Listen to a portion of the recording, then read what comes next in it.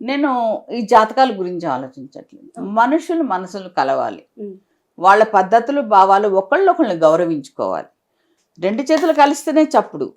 అవి లేనప్పుడు అసలు ఇంత ఉండదు.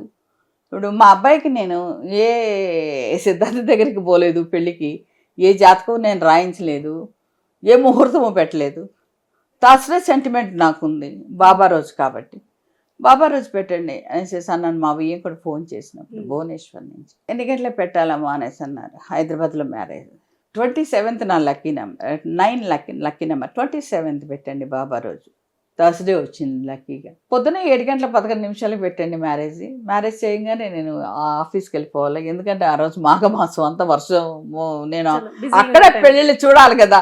అందువల్ల నేను పెళ్ళిళ్ళు, నా కొడుకు పెళ్ళిళ్ళు నేను బిజీగా ఉంటాను అనేది నాకు నచ్చలేదు. ఉమ్. అందువల్ల ఆ టైంకి వచ్చి నేను అక్షింతలు వేసేసి నేను ఆఫీస్కి వెళ్ళిపోతాను అనేసేసాను. ఓకే.